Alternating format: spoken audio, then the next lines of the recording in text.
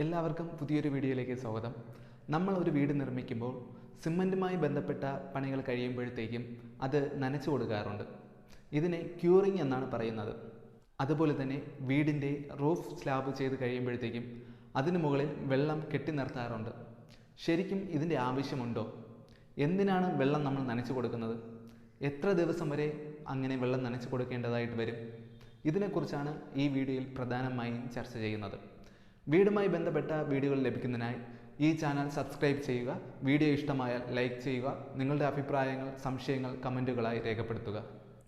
Cement വെള്ളവുമായി ചേരുമ്പോഴത്തേക്കും അവിടെ ഒരു രാസപ്രവർത്തനം നടക്കുകയും അതിൻ്റെ ഫലമായി സിമൻറ്റ് സെറ്റാവുകയും ചെയ്യുന്നു.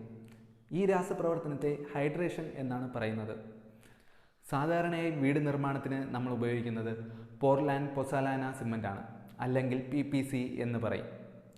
ഈ സിമൻറ്റിൽ എംസാൻഡും മെറ്റലും മിക്സ് ചെയ്ത് അതിൽ വെള്ളം ചേർക്കുമ്പോഴത്തേക്കും ഒരു കെമിക്കൽ റിയാക്ഷൻ നടക്കുകയും അതിൻ്റെ ഫലമായി കോൺക്രീറ്റ് സെറ്റാവുകയും അതോടൊപ്പം ഹീറ്റ് പുറത്തുവിടുകയും ചെയ്യും.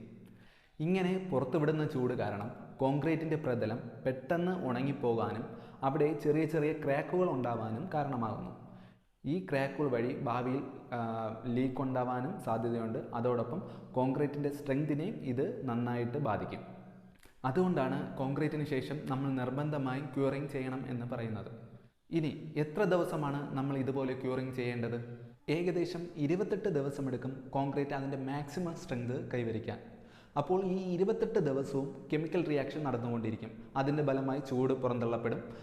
അപ്പോൾ ഈ 28 ദിവസവും നമ്മൾ ക്യൂറിംഗ് ചെയ്യേണ്ടത് വളരെ അത്യാവശ്യമാണ്. 14 ദിവസം കഴിയുമ്പോഴത്തേക്കും കോൺക്രീറ്റ് ഏകദേശം 90% സ്ട്രെങ്തും കൈവരിക്കും. ആ സമയത്ത് വേണമെങ്കിൽ നമുക്ക് ഡീഷട്ടറിങ് ചെയ്യാം. ഡീഷട്ടറിങ് ചെയ്തിരുന്നാലും 28 ദിവസം വരെ ക്യൂറിംഗ് ചെയ്യുന്നത് നല്ലതാണ്. ആ കോൺക്രീറ്റിൻ്റെ മാക്സിമം സ്ട്രെങ്തിലേക്ക് എത്തിക്കാൻ നമുക്ക് സാധിക്കും.